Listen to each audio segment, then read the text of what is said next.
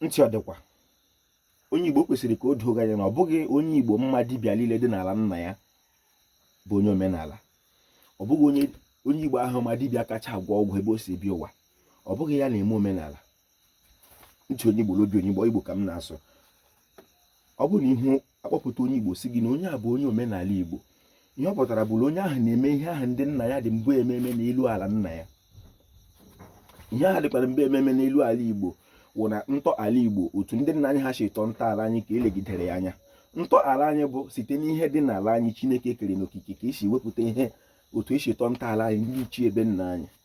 Onye Igbo ahụ na-arụ ọrụ ugbo, ọ na-eme omenala. Onye Igbo ahụ na-akpa akụ, ọ nọ n'omenala. Onye Igbo ahụ nọ n'ala Igbo na-aga ọjị, na-ama nzọ. Onye Igbo ahụ nọ n'ala Igbo nlụtapụrụ karịa otu nwaanyị, ha nọ n'udo ruo na nka, ọ na-eme omenala Igbo. Ọ bụghị pụta na-agagharị na be dibịa niile, mana dibịa niile ga-eche na ịbụ onye omenala Igbo. Onye omenala bụ onye ahụ dị mbụ ememe ihe ha na-eme n'ala nna ya. Gịnị ka m kwere ekwu okwu a? Tupu m aga n'iru, biko eji m nso n'aka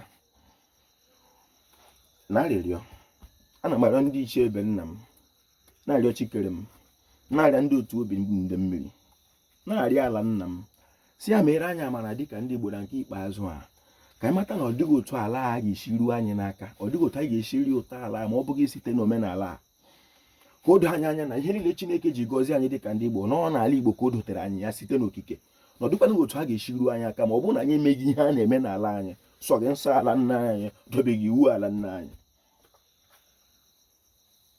Eji m odolo aka na-ama n'ụbọchị nke taa sị, nyere ndị Igbo aka ka ha wepụ ihere na ụjọ ime ihe ha dị mbụ ememe n'ala nna ha, ka amatakwana ndị nwe ala, ka ihe wee dịrị ala anyị na mma n'ihe otuto nke ala nna anyị. Ozi asa abịa. Abụ m Mkpachukwu Ojagbo, a na-akpọ m Ojiọfọ. Abụ m onye olu okoro nke dị na Ọmahịa n'ime obodo nke Chineke. Igbo mma mmanụ ihe onyonyo a.